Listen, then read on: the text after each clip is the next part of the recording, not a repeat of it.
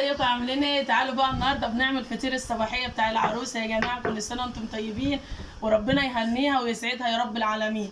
تعالوا نشوف بقى طريقه عمل الفطير الفلاح اللي على اصوله بطريقه الشيف بسمه. طبعا ما يكونش فيه الشيف بسمه في العيله ويروح يجيبوا فطير من بره، ما يصحش طبعا، ده عيبه في حقهم.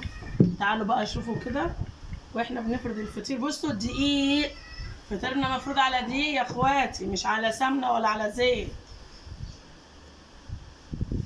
عشان بس الناس اللي بتقولك الفطير ومش الفطير. احنا غاليين عشان حاجتنا غاليه، والغالي بيشتري الغالي اللي زي.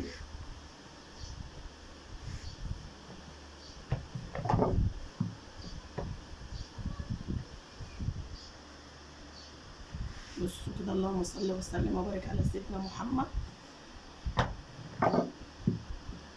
صعب تلاقي لقمه الفطيره دي النهارده في السوق، والله ما حد بيعملها. كل اللي بيفرد يا بيفرد على زنه يا بيفرد على زيت يا بيشتغل بزبده، ما فيش الكلام ده.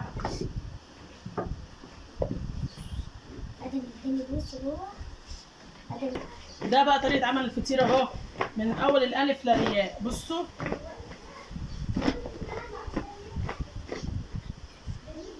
بقى، بصوا هنا بقى السمنه البلدي. الحتت ديت مرته يا جماعه، فايه مش حد يقول لي السمنه فيها حاجه، دي مرته عشان معمولين فطير للعروسه بسمن بلدي صافي اهو.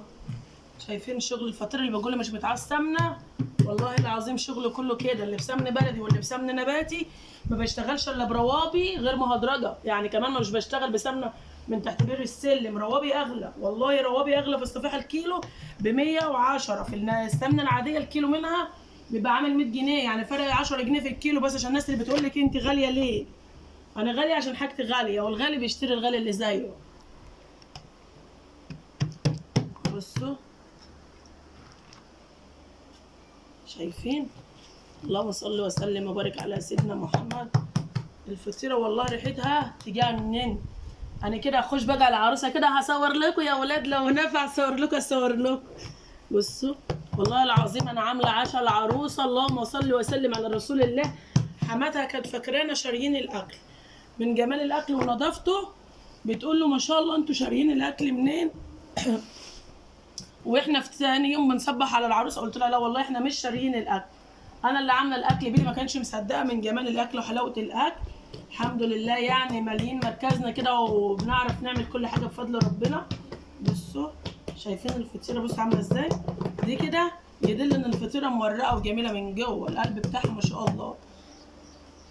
بصوا طبعا، بصوا بمسك كده، تعالى قرب شويه عليا كده، تعالى بصوا دي ما فيهاش سمنه، سيبها، لا ما بنسيبهاش، بنعمل كده اهو عشان تبقى مورقه ورقيقه.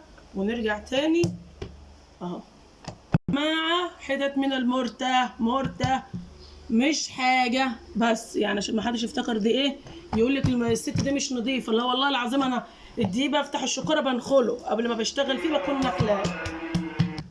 بصوا كده اه، ما بنسيبش حته من غير سمنه اهي كده، بتكون جاهزه معانا.